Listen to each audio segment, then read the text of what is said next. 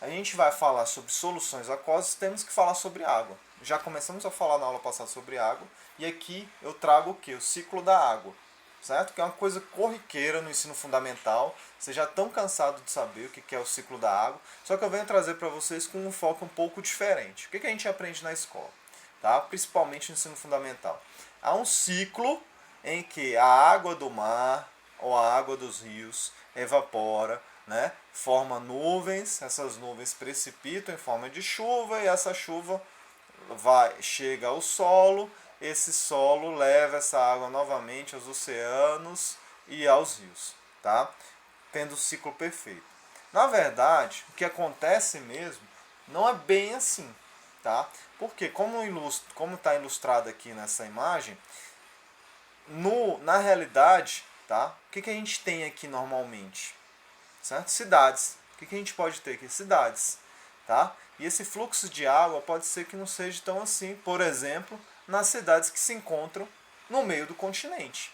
Tá? Como é o caso, por exemplo, de Brasília. Não acontece esse ciclo da forma que está sendo visto aqui. Por exemplo, não é o mar que leva água, por exemplo, para dentro do continente. Tá? Normalmente essa água que vem do meio do continente ou vem de grandes rios ou lagos, ou, como no caso, por exemplo, de Brasília ou da região central do Brasil, vem da onde? Da Amazônia, de uma mata. Tá? Então, o ciclo da água a gente tem que ter um pouco de cuidado na onde acontece esse ciclo da água. No nosso caso, ou no caso do meio do país, tá? A água ela vem o quê? Da Amazônia. Então tem que ter essa percepção para a gente entender por que a Amazônia é importante, por exemplo, para outros lugares, não só para onde, né, as localidades onde ela se situa. Ok? Então, esse ciclo da água, tá? Ele é importante porque, além da solução que se tem nos oceanos, ela também faz o quê? Com que sais que estejam, tá, nesse solo sejam carregados para os rios e para outros lugares. Tá? Então essa evaporação, quando ela acontece o quê? Evaporando somente água. Tá? A água é evaporada. Os sais ficam onde? Retidos nos oceanos, nos rios ou no solo. Tá? Então a gente tem que ter essa percepção. Tá? Então por isso que são soluções essa água que está tanto dentro da terra como na superfície. Tá bom? E como que é a distribuição da água na terra? Tá? A gente tem uma distribuição bem desigual de água na Terra. Tá? Tem regiões da Terra que tem muita água, por exemplo, perto da Amazônia brasileira, certo? Tem muita água, concentração de água doce, por exemplo, muito grande, certo? Em outras localidades tem pouca concentração de água, certo? Essa distribuição dessa água. No entanto, de uma forma geral, no planeta, 97,5% da água do planeta é salgada por conta dos oceanos. Então, a esmagadora maioria, a esmagadora quantidade de água que existe no planeta é de água salgada. E onde se situa essa água doce? Tá? Grande quantidade delas embaixo da terra, água subterrânea, rios, geleiras e solos, icebergs, pântanos. Tá bom? E a água que a gente consome, tá? 99,9% da água que é consumida pelos seres humanos, ela vem de onde? Do meio dos continentes, no meio dos continentes, na forma que de rios, lagos subterrâneos ou pode vir de pântanos, tá? Numa escala bem menor, tá? Então a água que a gente consome é essa água aqui, ó, essa pequena quantidade. Então está aí a grande importância de se cuidar da água, tá bom? E o que seria a água potável? Tá? Essa classificação potável é uma classificação que remete ao quê? Aquela água que pode ser consumida. É aquela água em que eu consumo e que não vai me trazer nenhum malefício, tá? Somente benefício. E aí ela tem um grau de salinidade, ou seja, uma quantidade de sais em que não posso ter uma quantidade maior do que essa quantidade. Porque se eu tiver uma quantidade maior do que essa quantidade definida, isso pode trazer consequências à minha saúde. Tá? Então esse grau de salinidade é uma quantidade de sais, de diversos sais. Tá? Cloreto de cálcio, cloreto de sódio, cloreto de magnésio. tá? E outros sais. Os mais comuns são esses 3 cloretos. Lembrando que o cloreto de sódio é aquele sal de cozinha, tá bom? E isso por litro de água. Então existe uma classificação, por exemplo, que a água salina é aquela água onde eu tenho essa quantidade de sais aqui, maior do que 30 gramas em cada litro de água. Então se eu tiver uma água que tem mais de 30 gramas desses sais aqui em conjunto por litro de água, estamos falando de uma água salina. Essa quantidade normalmente é a quantidade que se encontra nos oceanos, tá bom? O que é uma água salobra? É quando a gente tem uma água em que tem quantidade de sais entre 30 e 0,5 gramas por litro, certo? Aí temos uma água salobra. Agora, água que a gente chama de água doce, certo? Água doce ou água potável, que é essa água doce, né? Normalmente é uma água potável. Não necessariamente toda água doce é potável, mas para ser potável ela tem que ser doce. Essa quantidade de sais ela tem que ser menor que 0,5 gramas por litro, tá? Então a gente vê o quê? Que uma água, para ser utilizada, ela tem que ter uma quantidade de sais muito pequena. E aqui a gente vê também uma das dificuldades de transformar a água salina ou a água do mar em água doce.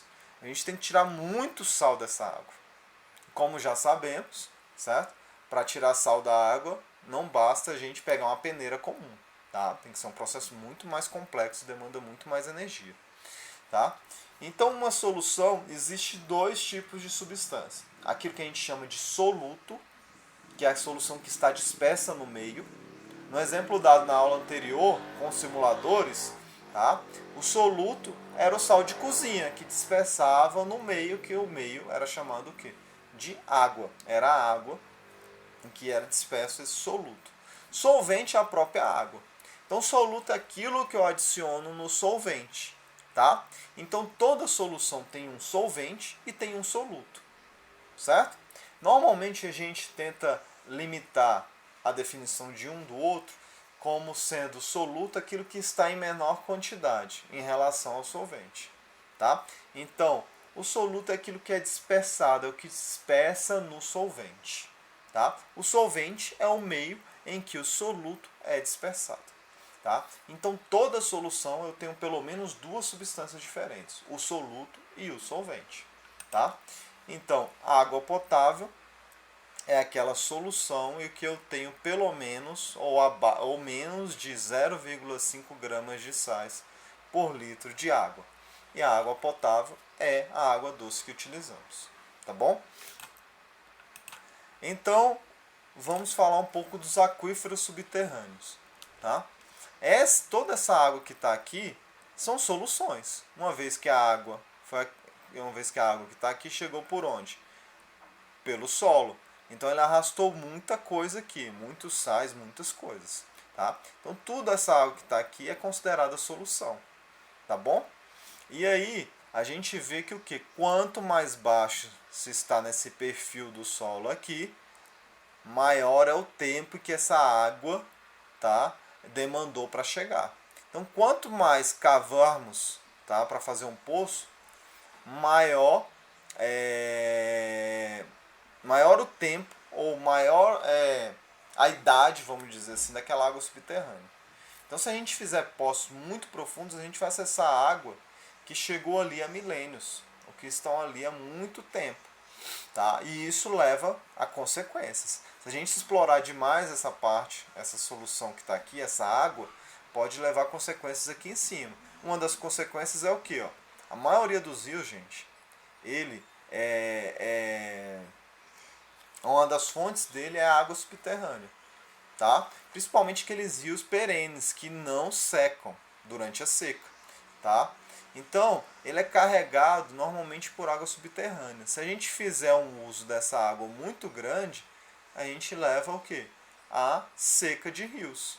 E se a gente secar os rios, como a gente viu anteriormente, vai ter consequências mais à frente, que é o quê? O abastecimento de água de municípios ou dessas áreas rurais aqui, tá? Outra consequência é o quê? Se eu retirar essa água aqui, vai ficar bolsões de ar. Isso pode levar ao quê? A tremores, a desmoronamento, tá? Nessa área aqui, tá? Além de várias outras consequências, que é o que? Se eu retirar demais essa água, eu não vou ter mais água aqui embaixo. Então, se chover, tá? Vai ser uma água superficial que eu vou ter, mas não vai dar tempo de carregar esses bolsões. Então, a disponibilidade de água vai ser muito menor. Então, assim, no contexto geral, não vai se acabar a água no planeta, porque o oceano tem muita água. Mas, localmente, principalmente no meio dos continentes, essa água pode vir a acabar, tá? Essa disponibilidade de água doce, de água potável, facilmente obtida. Isso já está acontecendo em vários lugares do planeta, tá bom? Então aqui está a distribuição de água no planeta. A gente vê o que? A bacia amazônica tem uma grande quantidade de água. A América do Sul, de maneira geral, tem grandes quantidades de água, certo? E a gente vê que outros lugares têm menos, por exemplo, Canadá, né? China tem menores quantidades de água, tá? A parte sul aqui da África, Índia. Então assim, nós brasileiros somos privilegiados em relação à água. Lembrando que isso aqui é quantidade, são água disponível subterraneamente, tá bom? Então o uso que a gente tem dessa água. Se a gente for ver durante os anos, a gente usa a água de maneira diferente, tá? 100 anos antes de Cristo usávamos mais ou menos 12 litros por dia, cada ser humano. Com o passar dos anos isso aí foi aumentando, tá? A chegar no século XX aqui com 800 litros de água por dia. Por que isso? Porque as nossas relações elas foram se complexificando, certo? Atualmente temos o que? O uso intensivo da agricultura, uma indústria altamente complexa que demanda muita água. Para se ter exemplo, né, como que a gente usa nossa água hoje? Vocês têm ideia disso? A gente usa nossa água hoje principalmente para agricultura irrigada. Tá? Se a gente for ver nessa escala aqui, ó, carne bovina utiliza o que? Para cada quilo de carne bovina que a gente consome, é consumida mais ou menos o que? 100 mil litros de água. Então vejam vocês, o Brasil é um grande exportador de carne e um grande consumidor de carne bovina. Então a gente utiliza muita água. Então a questão desse consumo de água é muito relevante para a gente. Tá? Outra coisa é a indústria. Se a gente vê a questão do alumínio, 100 mil litros de água para 1 quilo de alumínio, certo? Isso também é um consumo de água muito grande, por isso que a gente recicla tanto alumínio. Além de grande quantidade de energia que essa indústria toma, ela toma também uma grande quantidade de água, tá? Então por isso que é importante a gente pensar em relação à água, a disponibilidade de água, principalmente para regiões no meio dos continentes, tá bom? Então é isso o recado que eu queria dar para vocês em relação às questões socioeconômicas e ambientais relacionadas à água.